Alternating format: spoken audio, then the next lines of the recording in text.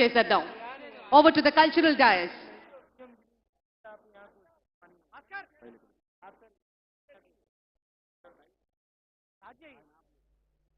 ప్రజల నుదిటి రాతను మార్చిన నాయకత్వం శ్రీ నారా చంద్రబాబు నాయుడు. చిత్తూరు జిల్లా నారావారిపల్లెలో శ్రీ ఖర్జూర నాయుడు శ్రీమతి అమ్మనమ్మ దంపతులకు 1950 ఏప్రిల్ 20న జన్మించారు శ్రీ నారా చంద్రబాబు నాయుడు గారు. విద్యార్థి దశలోనే నాయకుడిగా తన ప్రస్థానాన్ని ప్రారంభించిన చంద్రబాబు గారు 28 ఏళ్ల పిన్న వయసులోనే చంద్రగిరి శాసనసభ నియోజకవర్గం నుండి ఎమ్మెల్యేగా గెలుపొంది రాష్ట్ర శాసనసభలో అడుగుపెట్టారు. 30 ఏళ్ల వయసులోనే ఆంధ్రప్రదేశ్ రాష్ట్ర చలనచిత్ర పరిశ్రమ పురావస్తు శాఖల మంత్రిగా బాధ్యతలు చేపట్టారు.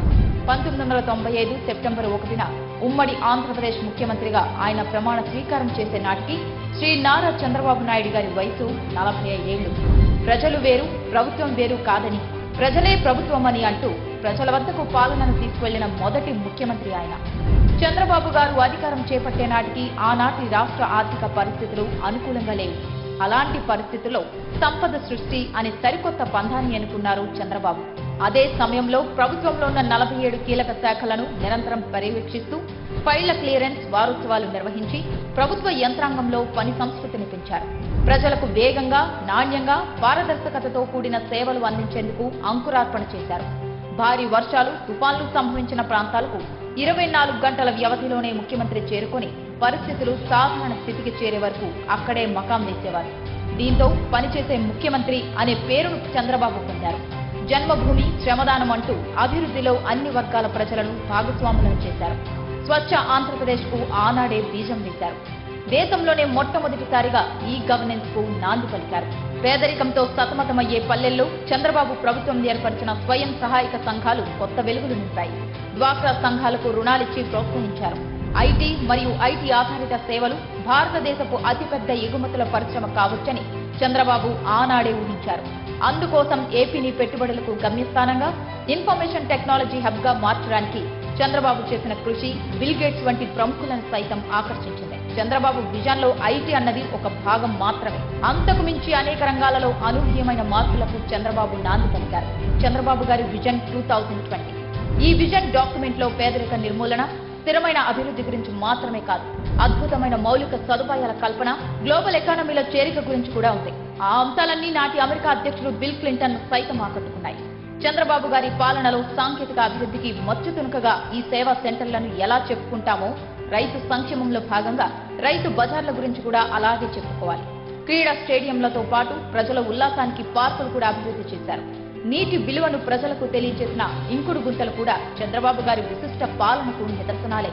హైదరాబాద్లోని ఔటర్ రింగ్ రోడ్, శంషాబాద్ అంతర్జాతీయ విమానాశ్రయం, ఎంఎంటీఎస్, మెట్రో రైల్ వంటి ప్రాజెక్టులు చంద్రబాబు గారి పాలనలోనే ఊపిరి పోసుకున్నాయి.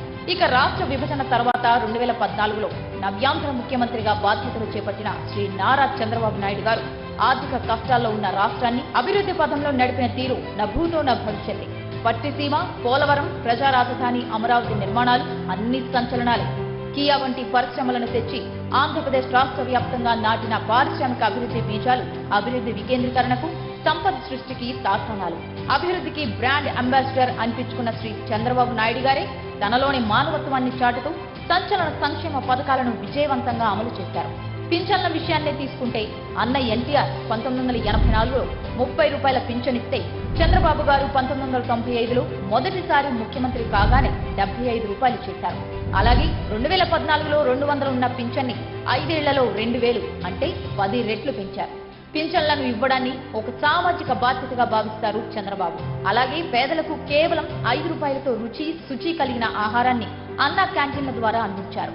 ఆయన చేసిన రైతు రుణమాఫీ ఒక చరిత్ర. ప్రజలను సరైన ప్రగతి వైపు నడిపించాలంటే ఆ లీడర్ కు ఒక విజన్ ఉండాలి. విజన్ తో పాటు క్రమశిక్షణ, కృతనిశ్చయం, శ్రమించే తత్వం, చిత్తశుద్ధి, సహనం, సాహసం, ఈ లక్షణాలన్నీ కలిగిన నాయకుడు శ్రీ నారా చంద్రబాబు నాయుడు గారు.